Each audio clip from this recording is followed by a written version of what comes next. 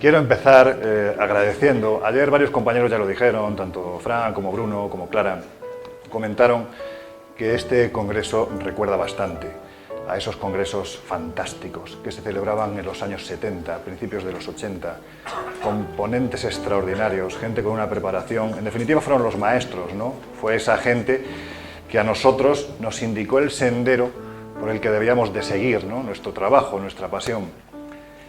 Y os voy a ser sincero, intentaré ser humilde, pero con esto no lo voy a ser. Yo creo que esta generación, que al igual que dicen del príncipe, ya no príncipe, rey Felipe VI, era el príncipe de Asturias más preparado de la historia, yo creo que esta generación es la más preparada de nuestros temas. Os merecíais un congreso como este y nosotros también nos merecíamos un congreso como este. Dicho lo cual,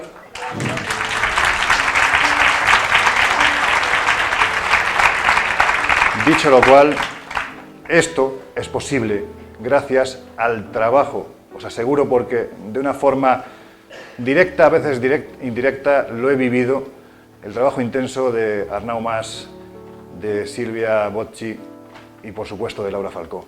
Os aseguro que ha sido un trabajo tremendo. Estos meses han sido duros y al final el fruto está aquí, estáis vosotros, así que si alguien de verdad se merece el aplauso, son ellos.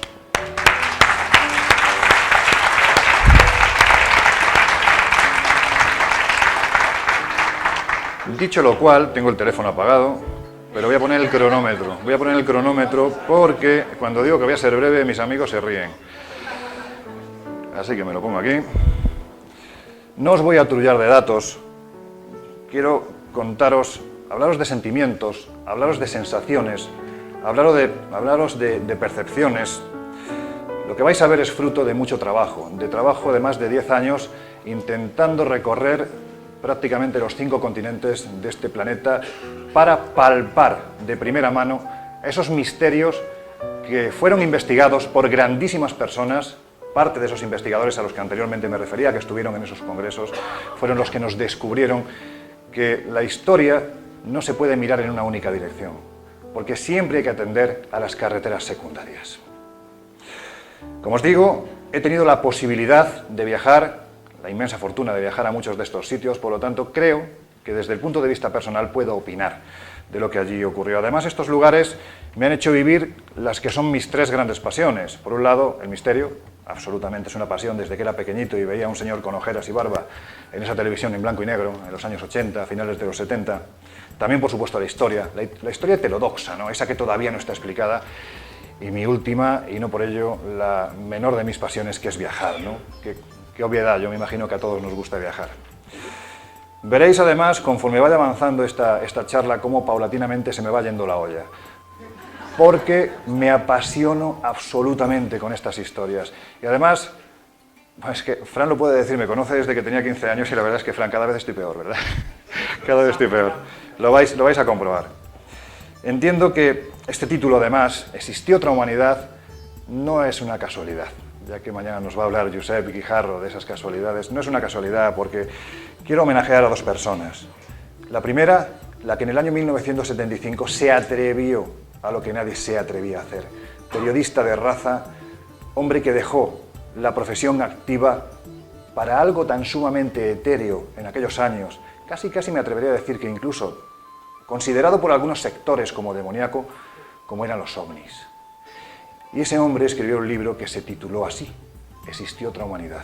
Ese hombre se llama Juan José Benítez, es un idealista, es de esas personas que nos demuestran que el mundo es maravilloso y que se puede ver desde muchísimas perspectivas. Vamos a viajar de atrás hacia adelante y de adelante hacia atrás. Nos vamos a montar en nuestra particular máquina del tiempo y vamos a conocer un pasado, yo creo que diferente, en el que no os voy a hablar de extraterrestres, no os voy a hablar de atlantes, no os voy a hablar de aquello en lo que particularmente no creo. Sí vamos a ahondar en la fuerza del mito, porque siempre lo digo, el mito está ahí para rascar, para escarbar. Era la forma que tenía el hombre del pasado de transmitir un conocimiento, para que todos pudieran entender lo que ocurrió. Por eso vamos a ver que el hombre del pasado, desde mi punto de vista, viajó. Atravesó los mares de este planeta, se mezcló, creó razas que hoy en día son inasumibles en los lugares en los que se ubicaron. Compartió conocimiento, compartió dioses, compartió técnicas constructivas, en algo que la historiografía oficial nos dice que es una aberración absoluta. Pero lo cierto es que si uno se pone a escarbar, encuentra, porque los vestigios están ahí. Voy a empezar con esta imagen. Me imagino que sabéis quién es, ¿no? ¿Quién es? Lennon, ¿verdad? La historia no siempre es lo que parece. Tom Piper, el doble que hizo que McCartney se levantase de su asiento. El doble que hizo que McCartney se levantase de su asiento en un concierto precisamente en Chile. Al observarlo, nadie sabe si realmente McCartney se sorprendió por la estética tan parecida de este hombre o porque realmente pensó que Lennon no había muerto. No debían de tener muy buena relación. Pero vamos a empezar en ese pasado, en un lugar que a mí especialmente me fascina. Como os decía, no hablaremos ni de extraterrestres, ni de atlantes, ni de dioses, de demonios. Hablaremos de la posibilidad de continentes hundidos en el pasado, porque todos los mitos nos hablan de Atlanticú, de Atlán, de Jiva. Nos hablan de esos lugares que en un tiempo indeterminado se perdieron. Se perdieron como ese conocimiento que voy a intentar mostraros aquí, del que creo que todavía quedan vestigios. Es cierto que la evolución de la teoría de la tectónica de placas invalida cualquier posibilidad que nos hable de un continente hundido, ni en el Atlántico, ni por supuesto en el Pacífico. Pero lo cierto es que los mitos nos hablan de ello. Y hay muchas coincidencias, lo vais a ver. Vamos a hablar de hombres, como os digo, que no coincidieron muchas veces ni geográficamente ni cronológicamente, pero en sus mitos hablan de lo mismo. Construyen prácticamente igual. Y cuando os digo construyen, no es poner un ladrillo encima de otro. Es que las técnicas constructivas del pasado son extraordinarias, son únicas, son creadas por esas civilizaciones. Eso es lo que les da la pátina de veracidad que puede tener esta historia, esta coincidencia que yo creo que no lo es. Veneran, como os decía, unos dioses muy parecidos. Poseían unos conocimientos que ahora no les suponemos. Pensamos que el hombre del pasado, más allá de los 6.000 años atrás, 7.000 años atrás, pues poco menos que se dedicaba a comer, a rezar y a reproducirse. No. Eran más inteligentes que nosotros, entre otras cosas porque no veían Sálvame, entre otras cosas.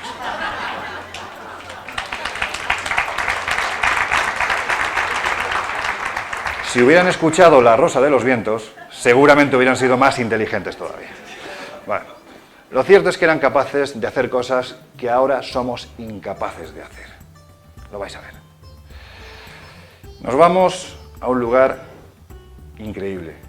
Increíble. Esto es una espinita que tengo clavada porque es uno de los poquitos sitios que me queda por visitar. Hace muy poquito tiempo un queridísimo amigo, explorador donde los haya, muy jovencito pero que va a marcar una época, quedaros con el nombre, Diego Cortijo, es un explorador de los de verdad. Estuvo en este lugar. Estamos en Japón, concretamente en Okinawa. Aquí las corrientes marinas son extraordinariamente fuertes, lo que pasa es que, al igual que son fuertes, la visibilidad en estas aguas es extraordinaria. Prácticamente tú puedes ver el fondo del mar hasta los 30 metros de profundidad y ahí en un marco prácticamente en 360 grados puedes ver hasta 60 metros, ¿no? Lo que tienes delante. Pues bien, en el año 1985 hay un señor con apellido que la verdad es que recuerda bastante a Chiquito de la Calzada, se llamaba Haichiro Aratake. Aratake. Bueno, pues este señor, Haichiro Aratake, era submarinista, estaba acostumbrado a bucear estas aguas y un buen día del año 1985 se lleva una sorpresa. Entre los 6 metros de profundidad y los 30 metros de profundidad, en una zona en la que no había buceado nunca, que está situada, aquí podéis ver, Japón, Yonaguni, en esta isla, en el archipiélago de Okinawa, concretamente en la isla de Yonaguni, se empieza a encontrar lo que aparentemente son estructuras antrópicas, es decir, hechas por la mano del hombre.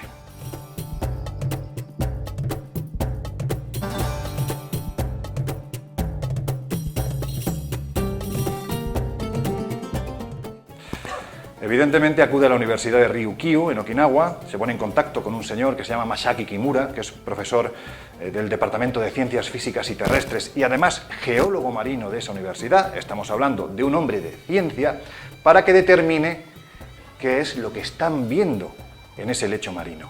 Porque lo que están viendo, aparentemente, vuelvo a repetir, está hecho por el hombre. Y es entonces cuando, después de 150 inmersiones, el señor Masaki Kimura asegura que lo siguiente, os lo voy a leer textualmente: templos, columnas, pirámides y zigurats que se reparten en un área de 300 por 150 metros. Esto le está diciendo un señor de ciencia. Muros ciclópeos gigantescos y una plataforma tallada por el hombre que se ubican en una región del mar en el que tenemos una perfecta visibilidad en aproximadamente 60 metros. Esto es lo que se encuentra.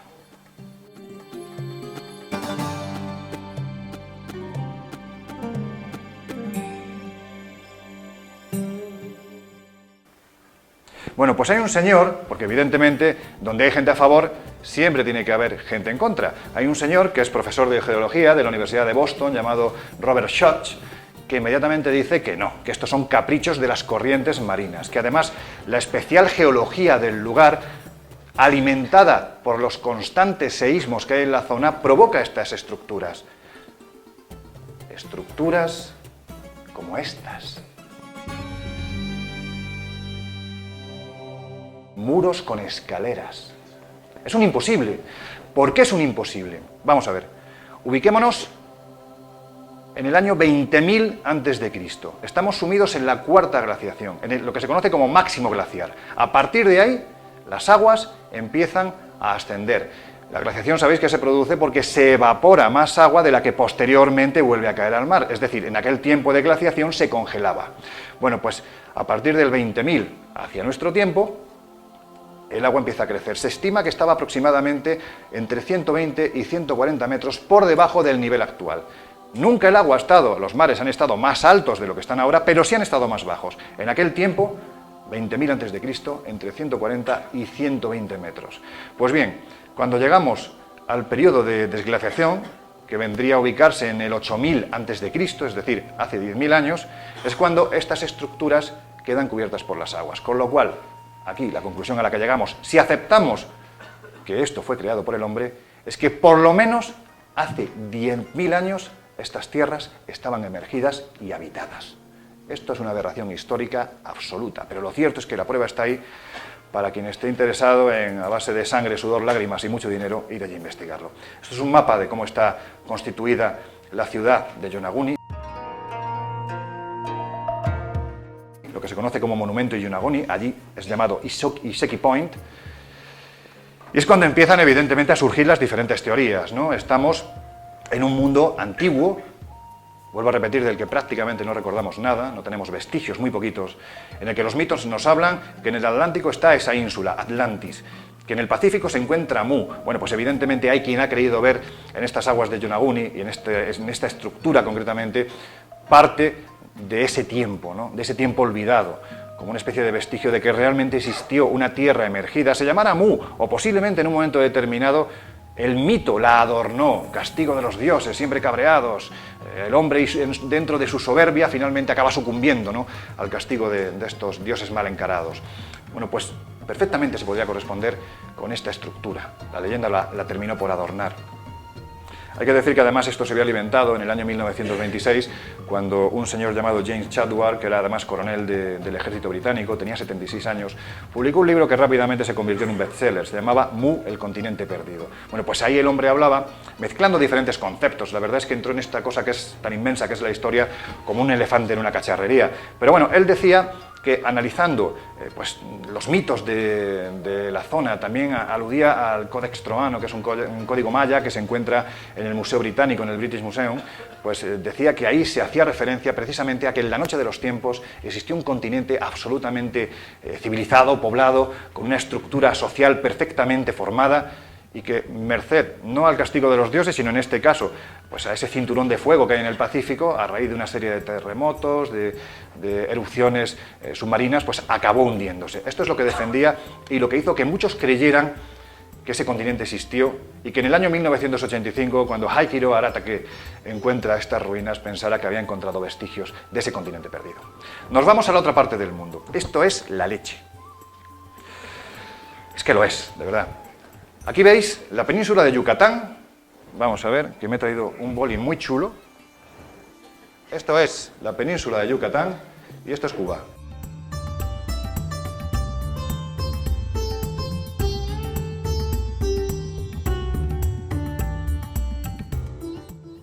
Con lo cual, hay que fijarse en esta franja que hay aquí, porque se baraja la posibilidad de que en un tiempo pretérito estuviera emergida. Eso o es imposible explicar. Antes de avanzar, un dato. Os he dicho, Yonaguni entre 6 y 30 metros. Es imposible explicar que aquí Paulina Zelinsky, una de las grandes oceanógrafas que hay en el planeta, descubriera ruinas a 600 metros de profundidad. De un tamaño tan absolutamente brutal, el tamaño de las estructuras, se hablaba de zigurats, se hablaba de pirámides, incluso se hablaba de una especie de geoglifos que ella misma dijo que eran muy similares a los egipcios. Es imposible explicar que eso esté ahí, si no es porque en un momento determinado pues aquello se hundiese merced a una catástrofe. Lo que os quería decir es que es tan grande lo que allí se encontró que le pusieron el nombre de ciudad sumergida de Mega. Allí se empezaron a grabar, gracias a la tecnología rusa, los sumergibles ROV, que son los que pueden bajar hasta esas profundidades, se logró captar imágenes verdaderamente sorprendentes. De hecho, también incluso la batimetría detectó que había estructuras, esto que veis a la derecha, son estructuras que se han generado gracias a los datos, ¿no?, que nos ofrece la batimetría y que están demostrando que ahí hay un relieve que no se corresponde con lo que debería de haber en ese lecho marino. Os puedo decir que Paulina Zelinsky es una persona que, aparte de una gran oceanógrafa, por ejemplo, descubrió el buque Maine a 5 kilómetros de La Habana y que sirvió en su momento en el año 1898 para que se produjera esa guerra entre España y Estados Unidos que hizo que finalmente perdiéramos prácticamente lo poquito que nos quedaba de colonias allí. Es decir, es una persona muy preparada que incluso cuando estaba realizando esta investigación, ella estaba haciendo obras de ingeniería civil y topografía del lecho marino. Hay quien dice que lo que estaba haciendo era, bueno, pues buscar cavidades para los submarinos nucleares rusos. Estamos en Cuba, pero bueno, lo oficial es que estaba haciendo estas obras de ingeniería civil. Y es cuando se encuentra con esto. Bueno, pues Fidel Castro evidentemente se da cuenta de que lo que hay ahí es importante. Fidel Castro decidió acudir a su geólogo marino de cabecera, que es Manuel Iturralde. Este señor es uno de los miembros más aventajados del Museo Nacional de Historia Natural de La Habana y por encima de todo es el único cubano autorizado por Fidel Castro para llevar una labor tan sensible como es rastrear los fondos marinos de la isla. Bueno, pues Manuel Iturralde, al que también tuvo la oportunidad de entrevistar Luis Mariano Fernández, le dijo, textualmente, es otro científico, ojo, estamos hablando de un geólogo, le dijo que es verdad que ahí abajo, en el fondo del mar, hay unas estructuras que a veces tienen unas dimensiones de varios cientos de metros, que son inusuales. Es decir, nosotros no tenemos una explicación sencilla, directa, de la formación de estas estructuras, después de haber visto investigaciones de la morfología del fondo del mar, de la acción de las corrientes. En fin, como geólogo puedo decir que hay estructuras lineales elevadas que pudieron perfectamente coincidir con caminos y pirámides a 600 metros de profundidad.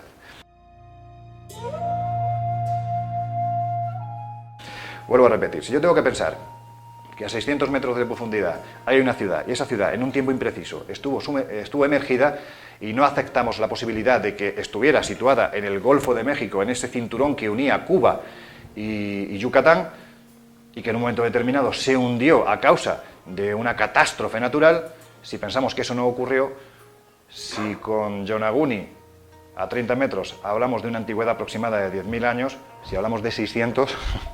¿de cuántos años estamos hablando? Yo parto de la idea de que ahí existió algo al que muchos científicos, arqueólogos en América meten dentro de ese saco sin fondo que es la extrañísima cultura olmeca, simplemente porque no hay explicación. Es como en España. En España, cuando se encuentra algo que no se conoce, que no se sabe datar, que no hay una claridad de ideas con respecto a en qué marco estuvo ubicada esa civilización o a qué civilización correspondió, se mete en el saco de tartesos, especialmente si hablamos del sur de España. Seguimos nuestro viaje, que ya veo que llevo 18 minutos con 49 segundos.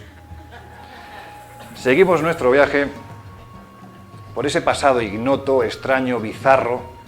Decía el gran Fernando Jiménez del Oso que lo que aquí vamos a ver representa algo, no os voy a decir todavía el que, tan absurdo y bizarro como solo puede serlo una pesadilla. Estamos en el año 1945. Este señor que tenéis ahí, Waldemar Hursruth, es un comerciante alemán que llega a Cámbaro, en el estado mexicano de Guanajuato, simplemente para poner en marcha una serie de empresas. Bueno, pues hay dos versiones de cómo empezó todo. La primera nos dice que estando uno de esos días montando a caballo muy cerca del Cerro del Toro, muy cerca también de la localidad de Acámbaro, se cayó del caballo y al caer descubrió que en el suelo, semienterrado, había algo extraño. La otra versión nos dice que no, que estaba simplemente cultivando la huerta que tenía en su casa y que en un momento determinado, mira, me has descubierto la sorpresa. No habéis visto nada, ¿verdad? No he visto nada, no he visto nada. Bueno, de todas formas, gracias Laura, porque se me había olvidado. Bueno, pues la otra versión nos dice que estaba cultivando su huerta, que en un momento determinado, entre los adobes que conformaban el muro del perímetro de su propiedad, descubrió que había incrustadas unas cosas extrañas. Esas cosas extrañas, el investigador mexicano Harry Moller, en los años 80, 90, aseguró que estaban de esta forma, metidas en cajas, tiradas por el suelo, prácticamente olvidadas por la arqueología mexicana, simplemente porque un señor que se llama Antonio Pompa, con bastante pompa y bastante boato, pues era director del Departamento Nacional de Archivos y Bibliotecas del INAH, el Instituto Nacional de Antropología e Historia de México, había dicho que en realidad, os cito textualmente, al señor Hurru le tomaron el pelo porque era un alemán que no conocía nuestra cultura prehispánica, en fin, la típica picaresca del latino. Esto fue lo que explicó la arqueología y por eso ahí se quedaron olvidadas estas cajas con lo que contenían durante mucho tiempo. ¿Y qué contenían? Criaturas de un tiempo impreciso. Vuelvo a repetiros, se contabilizaron en los años 80 entre 37.000 y 40.000. De hecho, esas fueron recogidas entre el año 1945 y el año 1952. Después de este año, Valdemar Hurrut tuvo el infortunio de volver a caer de caballo, quedó trastornado y a partir de entonces fue conocido como el loco Hurrut, con lo cual ya nadie le prestó absolutamente atención porque, como sabemos, los necios no son solo crueles, sino que además son abundantes. Bueno, pues en este caso ocurrió eso. Estas figuras, que parecían estar ahí en la frontera del Mesozoico al Cenozoico, representaban criaturas que no existieron, porque eran mezclas de diferentes saurios.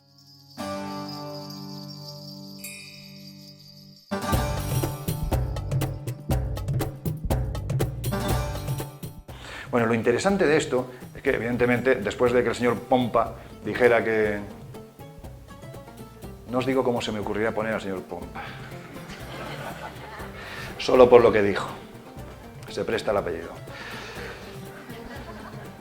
Pero es que siempre tiene que venir alguien de fuera, sea España, sea México, sea donde sea, para decirnos que tenemos algo bueno. Y ese señor fue un auténtico investigador del pasado, el profesor Charles Hapgood, que era pues un científico importante de Westwood, en Nueva Jersey, que se llevó a su equipo. Dentro del equipo estaba el doctor Ivan T. Sanderson, que era además biólogo. Él determinó que la pátina que recubría estas figuras no era actual, no era un fraude, como se quería plantear, ¿no? Sino que realmente nos obligaba a remontarnos a un pasado. Por lo tanto, si tienes la pátina, tienes material orgánico, aquello ha sido extraído del suelo, vamos a hacer un análisis por carbono 14. Y se hizo en los laboratorios Isopts Inc. de Nueva Jersey y se determinó que las figuras tenían...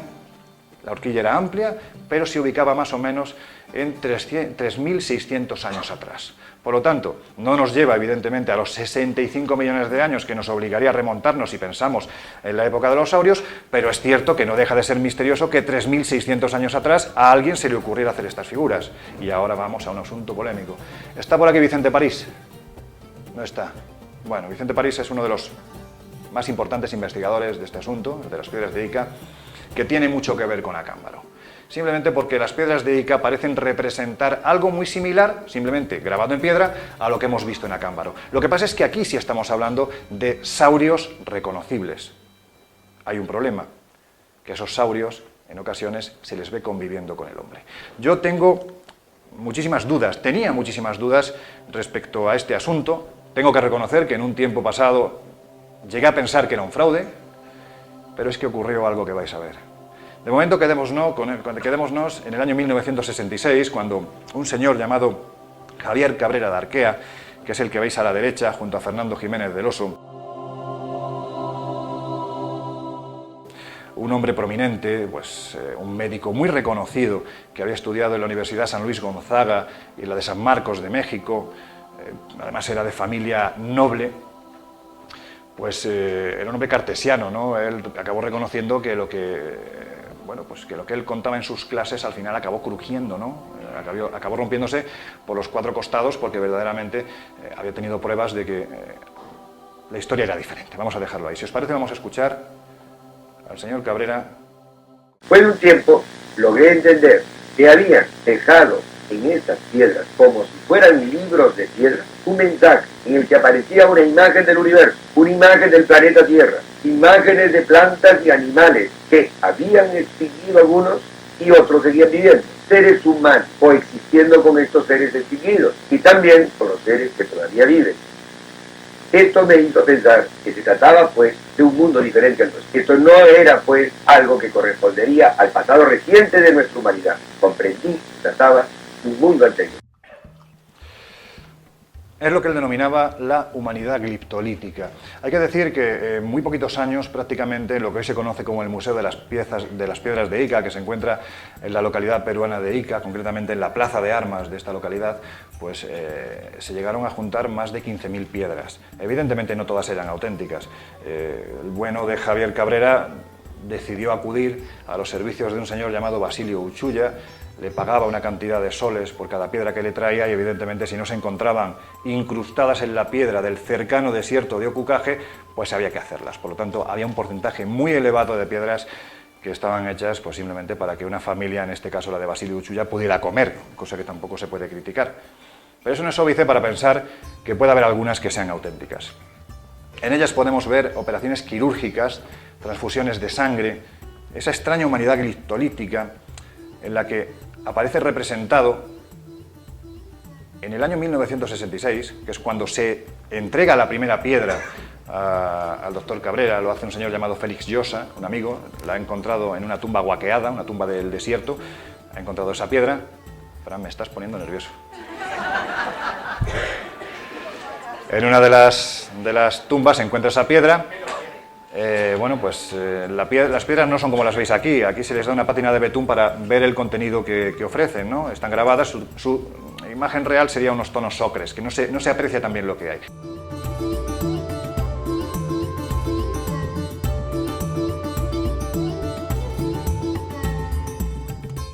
Se la regaló pues casi el día de su cumpleaños como si fuera un pisapapeles, ¿no? Lo que pasa es que Cabrera, claro, empezó a ver aquello y dijo, oye, esto es raro, aquí hay algo más, ¿no? Y cuando le aplicó esa pátina de betún, empezó prácticamente a obsesionarse. Es cuando empezó a acumular esas piedras a las que él pues tenía gran aprecio, ¿no? Porque entre otras muchas cosas se mostraban lo que aparentemente eran trasplantes de corazón. Pero es que estamos en el año 1966. Simplemente recordar el dato de que la primera operación de corazón se hace en Cape Town, en Sudáfrica, el 3 de diciembre del año 1969.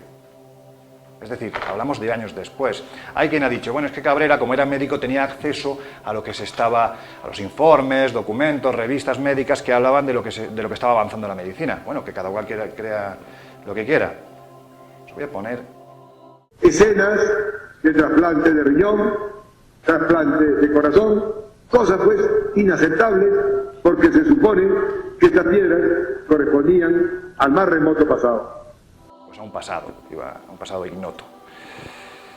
En ellas aparecían pues también esos continentes perdidos representados. Las piedras, para que os hagáis una idea, van de diferentes tamaños. Esta que hay ahí pesa un riñón, es enorme.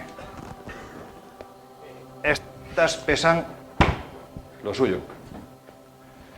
Las voy a dejar aquí por si queréis verlas al final. Vale. Son dos piedras auténticas de Ica, del museo del doctor Cabrera, en las que aparecen esos dinosaurios. Hay otras en las que aparecen los dinosaurios, de verdad que pesa, ¿eh? Aparecen los dinosaurios conviviendo con seres humanos. Da la sensación de que el dinosaurio, en ese tiempo impreciso, sirve de comida, de alimento para los primeros asentamientos humanos. Pero esto es imposible. Porque si hablamos de hace 65 millones de años, que se sepa, el ser humano no era ni un espermatozoide ni un gusanito. No existía. Por lo tanto, es imposible. Tenía que haber otra explicación. ¿El fraude? Bueno, es la más fácil. Vamos a ver que no todo es fraude. Voy a ir un poquito rápido porque he traído muchas imágenes. ¿Veis? Aquí se ve a esa humanidad gliptolítica realizando esas operaciones. He traído bastante material. Y aquí tenéis las escenas de dinosaurios que parecen estar entablando una especie de batalla. Vuelvo a repetir, es un trabajo ímprobo, es decir, dedicarse a tallar 15.000 piedras, aunque un 80% sean falsas, pero ¿qué sentido tiene? Es decir, yo parto de la idea de que con que solo una fuera auténtica, ya es más que suficiente. La pena es que, como decía el doctor Cabrera, la arqueología peruana no interesa a los peruanos. Por eso en México hoy en día tú puedes ir a Cámbaro, a Guanajuato, y verás un museo maravilloso donde están esas piezas ya cuidadas, protegidas, porque se consideran un valor del pasado. Y las piedras de Ica, desde que hubo además un terrible terremoto hace unos años en esta localidad, pues prácticamente parte de la casa se hundió, y era una lástima ver cómo las retroexcavadoras cogían parte de las piedras, las tiraban y se perdía este conocimiento. De verdad, aunque fuera un fraude, solo por la historia que rodea a las piedras de Ica, pues yo creo que merecía la pena preservarlas. Sobre todo porque si acudimos a los textos antiguos, por ejemplo, en el año 1613, hablamos de varios siglos antes de que Cabrera tenga la primera piedra, vamos, de que Cabrera nazca, el cronista indígena Juan Santa Cruz Pachacuti Yanqui, en su obra Relación de Antigüedades de este Reino del Pirú, asegura que han aparecido en las tumbas una serie de piedras extrañas a las que llaman piedras Chinchayunga, piedras de poder. Habéis visto Indiana Jones, ¿no? Imagino. Habéis visto cuando está subiendo la montaña que se le cae de la faltriquera, se le cae unas piedras, tal. Sería una cosa parecida. Son piedras de poder que utilizan los chamanes, que utilizaban y que todavía utilizan los chamanes. Bueno, pues ya en el año 1613 se hace referencia a la aparición de unas piedras extrañas. En el 1626, un jesuita, Fray Pedro Simón, escribe un libro, se llama Noticias Historiables, y asegura que han encontrado una serie de piedras donde aparecen muchos motivos que ellos evidentemente no asocian a los credos paganos que hay en esas tierras. Tiene que ser otra cosa. Y creen ver la representación de nuestro Señor Jesucristo paseándose entre dinosaurios. Bueno. Pero es que en el año 1961, 5 años antes de que Cabrera tenga la primera piedra, es decir, de que Cabrera sepa que existen las piedras de Ica, Hermann Bius, que es un alemán que estuvo muchísimas décadas trabajando en Perú, descubriendo tumbas extraordinarias. Solo en el Candelabro de Paracas, que me imagino que habéis oído hablar de él, encontró más de 400 tumbas pertenecientes a esta cultura Paracas. Pues él añadió un dato novedoso, y es que en el año 1961 el río Ica se desbordó, y al desbordarse, entre el lodo aparecieron una serie de piedras extrañas que tenían unos símbolos todavía más extraños, difíciles de interpretar, que fueron entregados a dos hermanos, a Pablo y Carlos Soldi. Cuando Cabrera recibe la primera piedra, estos dos hermanos ya tenían 114. Es decir, tenemos crónicas que nos hablan de que eso estaba ahí, pero es que si vamos un poquito más allá, evidentemente esto precisa de un análisis. Ese análisis se hace unos años, lo realizan María del Carmen Olázar y Félix Arenas Mariscal, lo reflejan en un libro maravilloso que se llama La verdad sobre las piedras de Ica. Llevaron muestras de esas piedras extraídas del desierto de Ocucaje al Laboratorio de Datación y Radioquímica de la Universidad Autónoma de Madrid para que se efectuara una datación absoluta por termoluminiscencia de carbonatos de deposición. ¿Qué significa este palabra? Bueno, pues que si da la antigüedad que da, es difícil que el aparato en ese momento se haya estropeado. Y la antigüedad que daba de las dos muestras, de una de ellas hablaba de 60.000 años y de la segunda de casi 100.000. Evidentemente no nos remonta, vuelvo a repetir, a los 65 millones de años atrás, pleno Cenozoico, cuando se fueron extinguiendo paulatinamente estos grandes saurios. Pero el hecho de que estas piedras puedan tener una antigüedad de 100.000 años, yo creo que ya es suficientemente extraño como para por lo menos estudiarlo. Os decía hace unos minutos que yo tenía muchas dudas. ¡Ay, que no me va a dar tiempo! Que tenía muchas dudas cuando empecé a conocer el asunto de Ica. Era consciente de que gente como Juan José Benítez o Fernando Jiménez del Oso defendían que parte de ellas pudieran ser auténticas. Y claro, yo era consciente de que tanto Juanjo como Fernando no daban puntadas sin hilo. Algo sabían, alguna información tenían. Por lo tanto, empecé a descreerme, ¿no? Y finalmente acabé convencido de que parte de ellas son auténticas cuando, hace 7 años, en compañía de mi querido amigo, el productor de televisión española, Juan José Revenga, nos fuimos a América para realizar una de las series que estuvimos emitiendo en esa televisión que todo el mundo veía, pero que luego el Share decía que no veía a nadie, que era la 2 de televisión española. Nos fuimos a Yamón. Estamos en el nororiente del Perú, casi frontera con Ecuador. Es una zona complicada porque Está, como os digo, frontera con Ecuador, es una tierra de nadie, donde no hay petróleo, donde no hay grandes minerales, pero sin embargo hubo un conflicto hace unos años en el que el gobierno de Perú y el gobierno de Ecuador dijeron, para mí, no, para mí. Bueno, pues ni para ti ni para mí, minamos la zona. Y está absolutamente minada, con lo cual tienes que ir con alguien que sepa de los senderos de montaña. ¿Quiénes son los que saben los senderos de montaña, por dónde discurren y por dónde se debe de ir? Pues ni más ni menos que los que en tiempos pasados, años 80, pertenecían al MRTA, Movimiento Revolucionario Tupac Amaru. Una especie de sendero luminoso, pero en pequeñito. Mataban y mucho, es decir, eran igual de asesinos.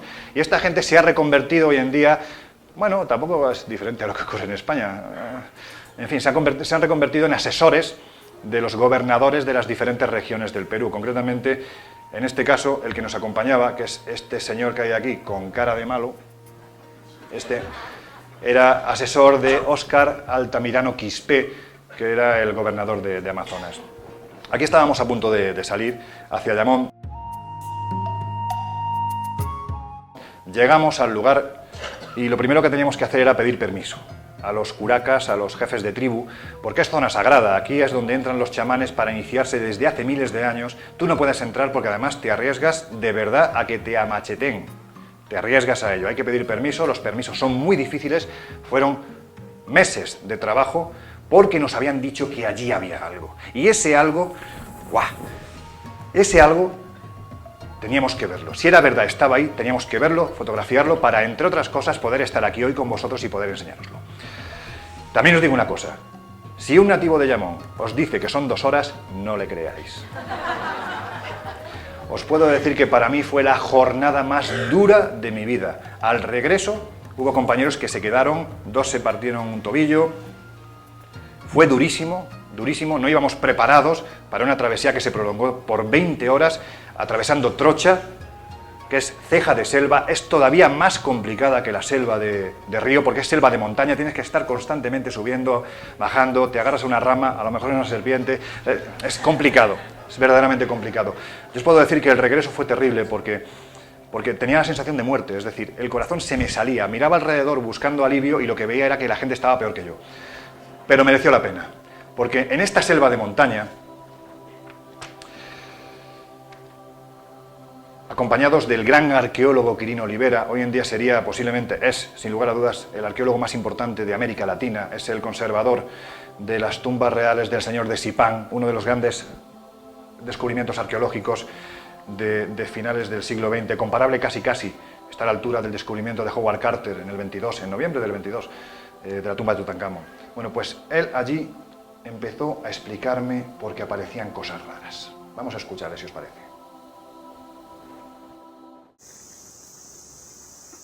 Nos encontramos en la margen derecha del río Marañón, que es el Alto Amazonas, al nororiente del Perú, aproximadamente a unos 1.250 kilómetros de la capital de Perú, que es Lima. Estamos frente a unos testimonios extraordinarios de arte rupestre en este sector, que nos muestra no solamente la calidad artística de los grupos sociales que habitaron este territorio, sino también una permanente ocupación. Gracias, Quirino. Vamos para adelante, que si no, no avanzamos. Arte rupestre en estos abrigos de montaña. Precisamente el hecho de que fueran abrigos de montaña ha permitido que se haya preservado con la calidad extraordinaria que tienen. ¿Qué fue lo que empezamos a ver? Pues empezamos a ver esto. Fascinante. Yo me imaginaba, porque tengo mucha imaginación, ¿se ve? No se ve, qué pena, es que con la luz, si pudiéramos apagar, ¿podemos apagar esta primera hilera? Empezamos a ver un arte rupestre muy claro, y yo, que tengo mucha imaginación, pues hacía ese ejercicio, ¿no? Y me imaginaba al chamán en este lugar, en determinados días, fiestas, solsticios, equinoccios, haciendo sus iniciaciones, en un lugar muy especial, un lugar que es conocido como el Valle de los Dinosaurios. Ya os voy dando una pista. Empezamos a ver representaciones verdaderamente extrañas, representaciones que nos recuerdan a otras que hay en otras partes del planeta. Seres aparentemente con escafandra. No soy yo el que vaya a decir que son extraterrestres, porque no lo creo. Son representaciones de sus dioses. El chamán, en estado alterado de conciencia, algo vio que luego recreó. ¿Qué fue lo que vio? No lo sé. Pero veíamos, por ejemplo, tipologías diferentes de personas.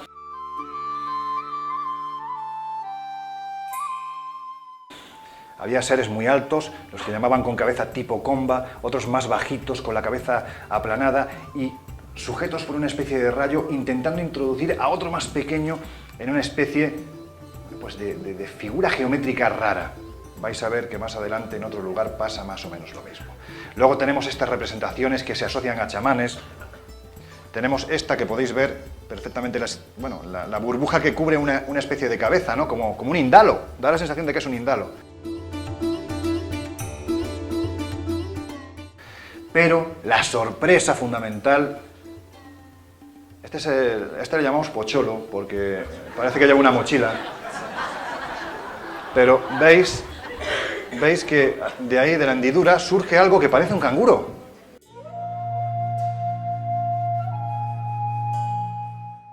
Es raro, ¿no? Estas son las pinturas más antiguas, son las más esquemáticas. Esto nos llevaría, según los estudios que realizó la Universidad San Marcos, gracias a la labor de Quirino Olivera, nos remontarían a un periodo de tiempo entre el 13.000 y 15.000 a.C. Estaríamos hablando de los protoasentamientos humanos en América, de los primeros asentamientos humanos, salvo que allí hubiera antes otra gente.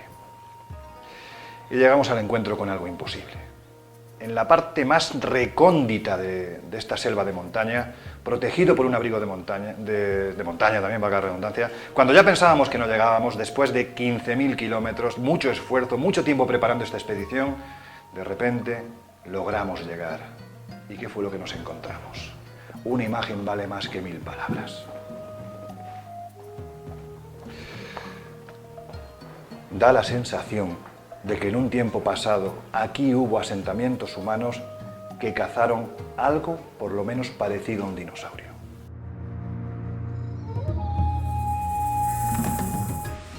No seré yo el que se remonte al periodo cenozoico, no. Pero aquí el señor Ulises Gamonal, que aparte de arqueólogo era chamán, por eso pudimos entrar en el lugar, era de los que ofrecía, antes de entrar al sitio sagrado, echaba un poquito de agua o de licor, se lo ofrecía a la Pachamama para que nos dejara entrar en el sitio. Pues él decía que evidentemente no podemos hablar de dinosaurios, tendríamos que hablar de una paleofauna, como el tigre dientes de sable, que sobrevivió en este lugar específico por las condiciones que tiene el mismo sitio, el mismo enclave, que pudo sobrevivir pues casi como una especie de microdinosaurios, una involución de los antiguos saurios que llegaron a sobrevivir hasta que allí llegaron los primeros asentamientos humanos. Y no solo eso, además les sirvieron de comida. Cuando yo vi esto pensé, ¿y si aquellos que hicieron las piedras de Ica representaban lo mismo? Ahí lo dejo. Ay, que no me va a dar tiempo. Voy a ir muy rápido.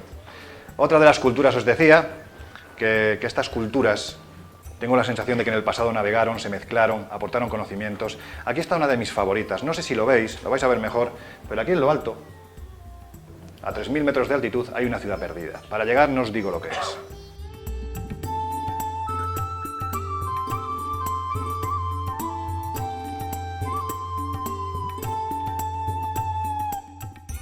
Se llama Cuelap, la ciudad, lo voy a decir, de los chachapollas.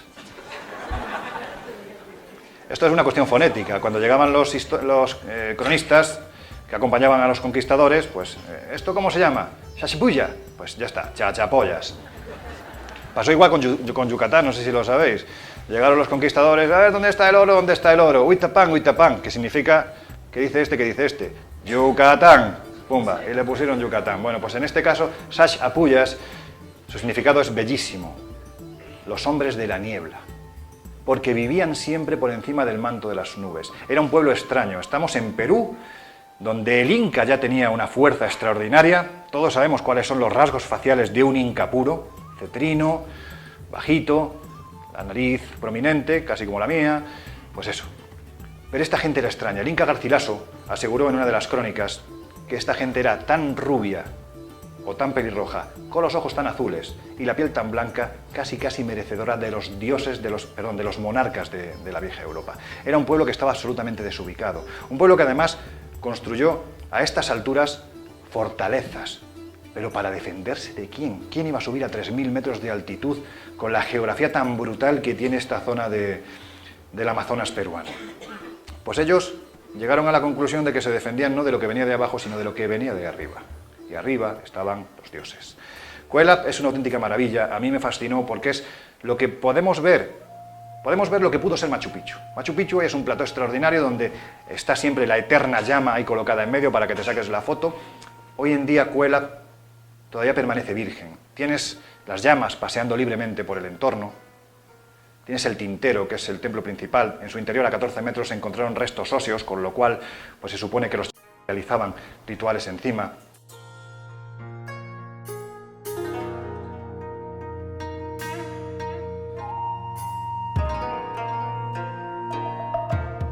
No os voy a contar la experiencia que viví arriba porque es la leche y no hay tiempo.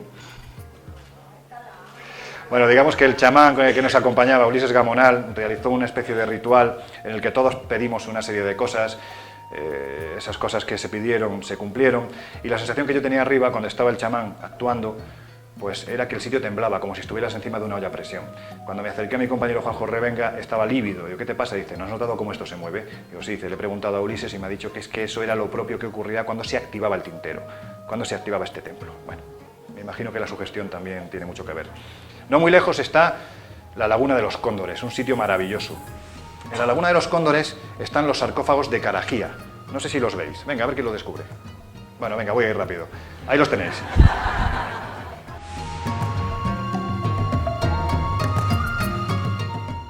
Hay que descolgarse hasta ahí para colocar esto. Hablamos de personas con piel blanca, ojos azules y pelo rojo. Hablamos de sarcófagos en los que metían a sus muertos. Hablamos de que, joder, perdón, cómo se parece a los moáis de Isla de Pascua. Donde nos encontramos, paso de la historia de cómo se inicia todo, de cómo se descubre, nos encontramos con personas con rasgos indoeuropeos. Es decir, piel blanca que nada se corresponde con las características de las islas polinesias que hay a 2.000 kilómetros de distancia de las Marquesas. Estamos hablando de que Isla de Pascua se encuentra a casi 4.000 kilómetros de las costas de América y a 3.700 de las costas de Tahití. Es el lugar por méritos propios más aislado del planeta, donde los primeros descubridores se encuentran con estas figuras. No sé si sabéis que el nombre de Isla de Pascua, aparte de Tepito Hop Tehenua, que significa el ombligo del mundo, y sin lugar a dudas lo era, quedaros con ese concepto, también era Maraquiterangi, los ojos que miran al cielo. Motivo no le faltaba para ello. En la cantera del Rano Raraku encontramos estos moai. El enigma es ya no solo cómo llegaron allí los primeros pascuenses, sino cómo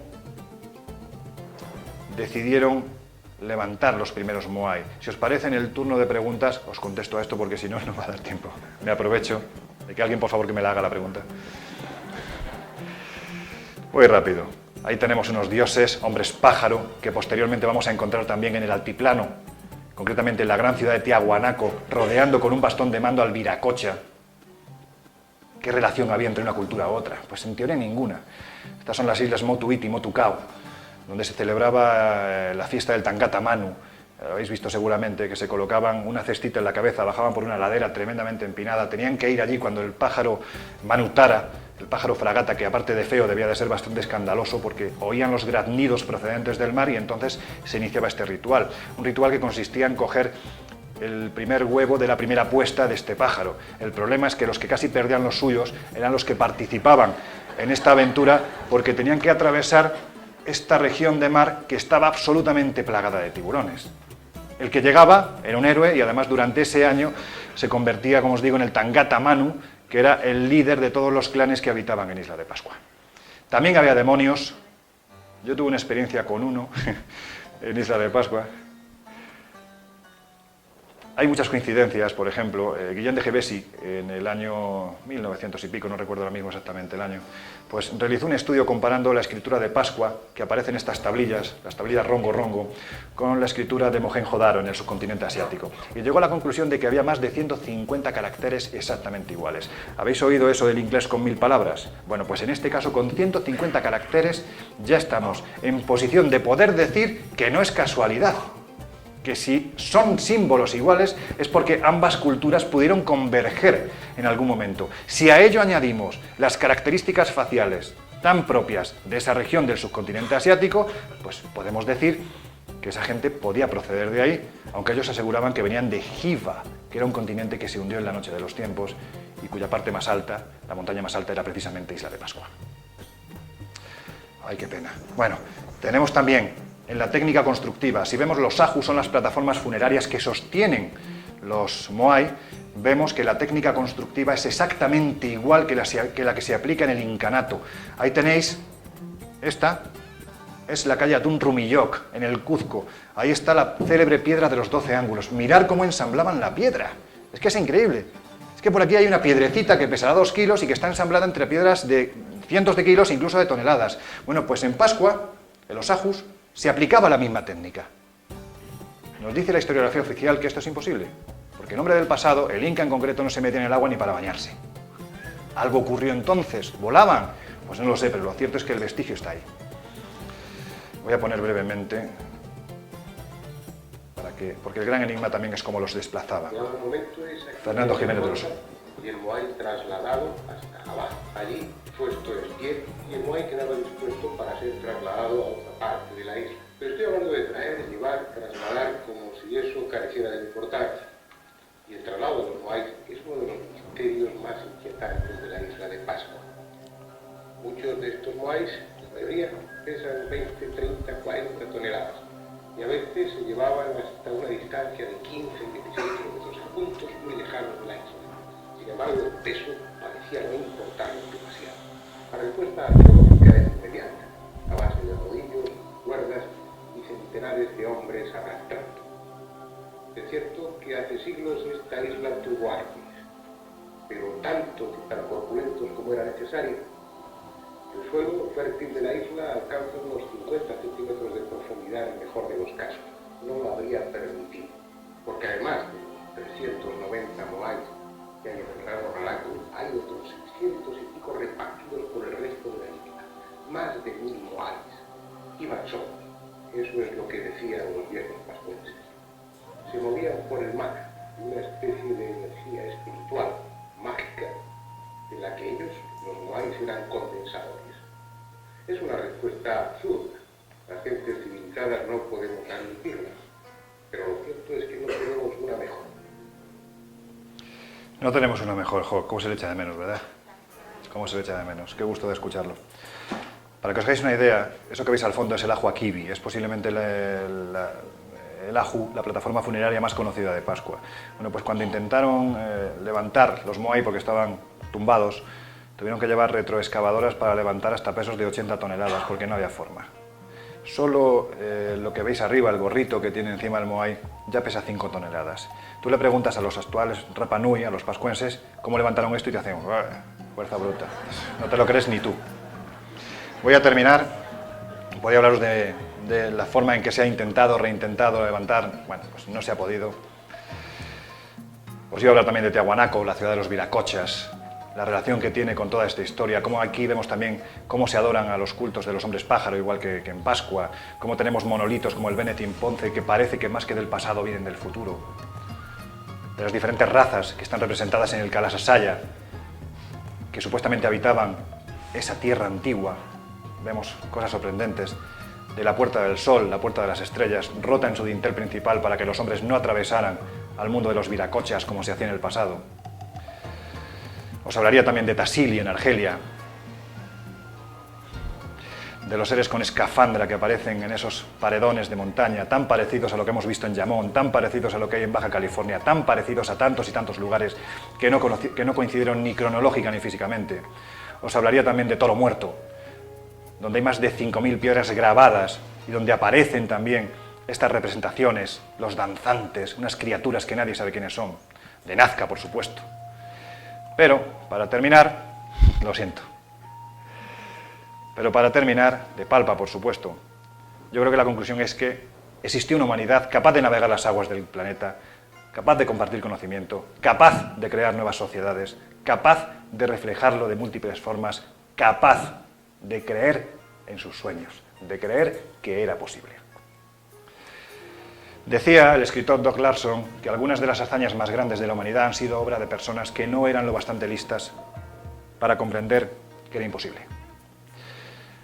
Esa persona que no fue bastante lista para comprender que era imposible.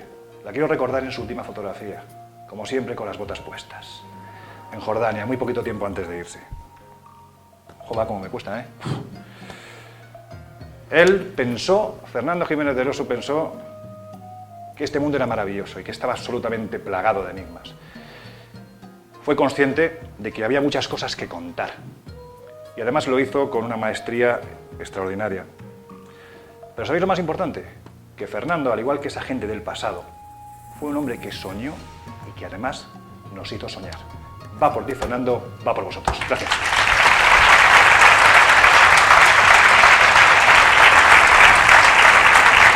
Un poco de prisa.